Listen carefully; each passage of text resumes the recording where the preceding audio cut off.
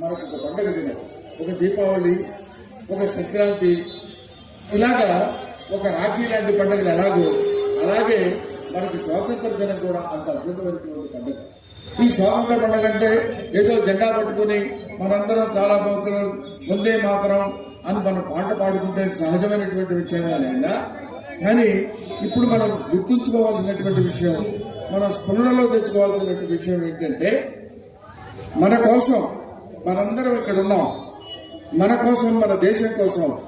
ఎక్కడో బోర్డర్స్ లో ఉండి చలికి ఎండకి వానకి తడుచుకుని భార్యా పిల్లల్ని వదిలేసి ఎక్కడెక్కడో ఉన్నటువంటి వాళ్ళందరూ వాళ్ళ జీవితాన్ని త్యాగం చేసి మన దేశాన్ని రక్షించడం కోసం ప్రయత్నం చేసి మనల్ని హాయిగా ఇవాళ ఇక్కడ ఇంత ఉత్సాహంగా మనం ఉండటానికి కారకులైనటువంటి